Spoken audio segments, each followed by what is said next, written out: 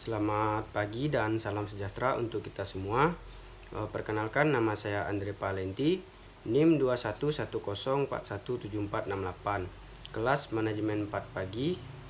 Yang terhormat dosen pengampu mata kuliah Perekonomian Indonesia, Bapak Muhammad Arifin, SEMM.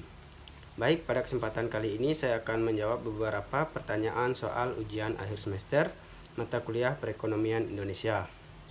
Pertanyaan pertama adalah, kenapa perlu dilakukan otonomi daerah di Indonesia? Jelaskan. Karena otonomi daerah ini bisa meningkatkan daya guna dan hasil guna penyelenggaraan pemerintah di daerah, terutama dalam aspek pelayanan dan pembangunan masyarakat. Selain itu, dapat meningkatkan pembinaan kestabilan politik dan kesatuan bangsa. Pertanyaan kedua, apa yang dimaksud dengan penerimaan negara dan pengeluaran negara? Jelaskan. Penerimaan negara adalah uang yang masuk ke kas negara melalui sumber pendapatan pajak, sumber pendapatan bukan pajak, dan sumber pendapatan hibah yang berasal dari luar negeri. Pengeluaran negara adalah uang yang keluar dari kas negara seperti pengeluaran pemerintah menyangkut pengeluaran untuk membiayai program-program di mana pengeluaran itu ditujukan untuk pencapaian kesejahteraan masyarakat secara keseluruhan.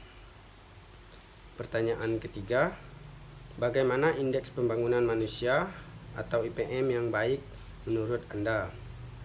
Menurut saya, indeks pembangunan manusia yang baik adalah dengan cara meningkatkan kesehatan masyarakat, yaitu dengan cara meningkatkan persentase fasilitas kesehatan untuk persalinan, meningkatkan akses dan mutu puskesmas yang terakreditasi di kecamatan, dan juga meningkatkan ketersediaan obat dan vaksin di puskesmas, serta meningkatkan jumlah tenaga kesehatan yang ahli.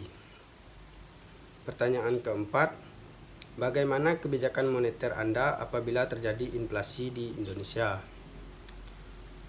Untuk mengatasi inflasi di Indonesia, yaitu dapat dilakukan dengan upaya kebijakan moneter yang bersifat mengurangi jumlah uang beredar, yang meliputi kebijakan penetapan persediaan kas.